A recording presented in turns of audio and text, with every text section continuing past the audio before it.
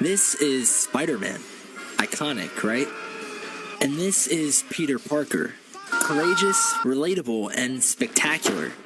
Pizza time. I don't think it's a stretch to say that Spider-Man's the most loved superhero of all time. And even if he isn't your favorite, there's no denying his popularity. We tried to make our characters have feet of clay. Now, poor Spider-Man.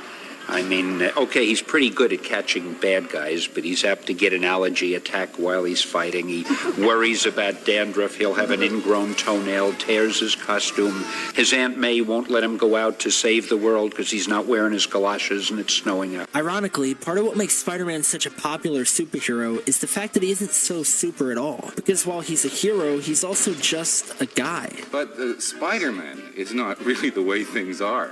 Oh, he is. Or if I were a superhero, because nothing ever turns out right for me. Spider-Man's creator, Stan Lee, admits he initially wrote Spider-Man's everyday issues as a sort of gag, but he found the more gags that he wrote, the more people related to it.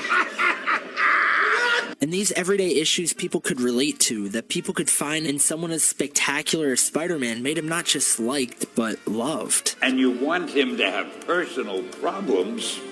Stan, don't you know what a superhero is? They don't have personal problems. Although not everyone was sold initially, Spider-Man proved them wrong. The reaction he gave me, Stan, that is the worst idea I have ever heard.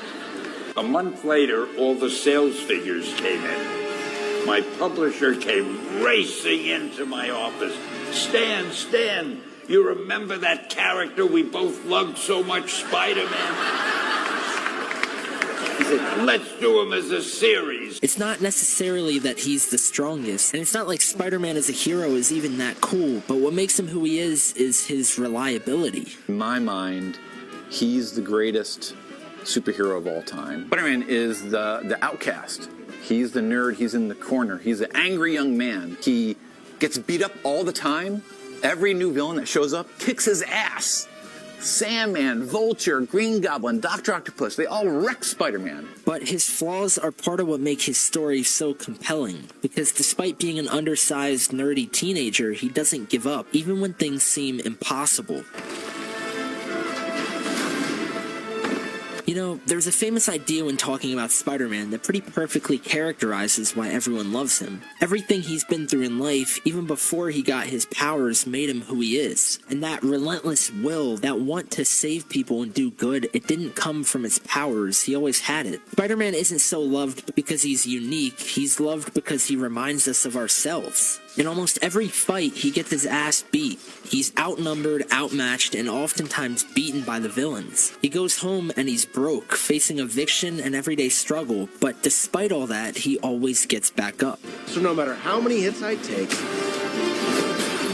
I always find a way to come back. Anyone could have been bitten by that spider. It just so happened to be Peter Parker. Anyone can wear the mask. You could wear the mask. If you didn't know that before, I hope you do now. Anyone can wear the mask, it just so happened to be Peter Parker. We love him because we relate to him, because he never gives up. Despite all of his hardships, Spider-Man has become one of the most iconic characters in the world. And funnily enough, Peter Parker might be even more popular. Hey, Aunt May. You look tired, Peter. Well, I am tired. Even before becoming Spider-Man, Peter's faced just as many hardships. Bullied, underestimated, and forgotten, Peter, despite being a genius, struggles with his finances, his relationships, and loss.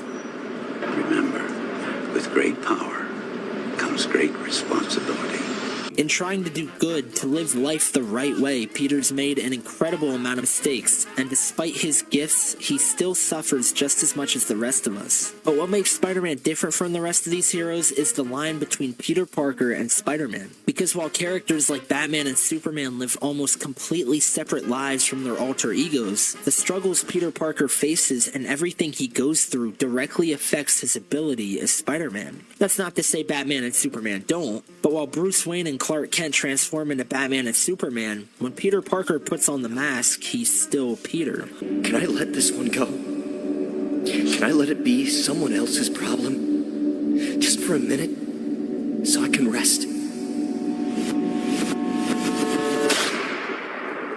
He's not some alien god, and he's no billionaire playboy, he's just Peter Parker. There's a reason he's just your friendly neighborhood Spider-Man, and it's because he's just a normal guy who, despite dealing with everything in his day-to-day life, still puts on a mask and saves everyone that he can. This is one of my favorite quotes in any Spider-Man story. If you're nothing without this suit, then you shouldn't have it. Because it fully encapsulates who Spider-Man is as a character. It's not the mask that makes the character, it's the man under the mask. It's Peter. Because anyone could have been bitten by that spider, it just so happened to be Peter Parker. But the whole point of the character was that had it been us, we could have been Spider-Man too. Stanley agrees that Spider-Man is his biggest and most important character that he ever created. Because anyone can wear the mask, regardless of your race, regardless of your color, regardless of your gender or past. We can all find something to relate to in Spider-Man. And I think that's the reason that he's so loved. Not because he's spectacular, but because he's ordinary. This is my gift. Thank you for watching. My curse. Who am I? I'm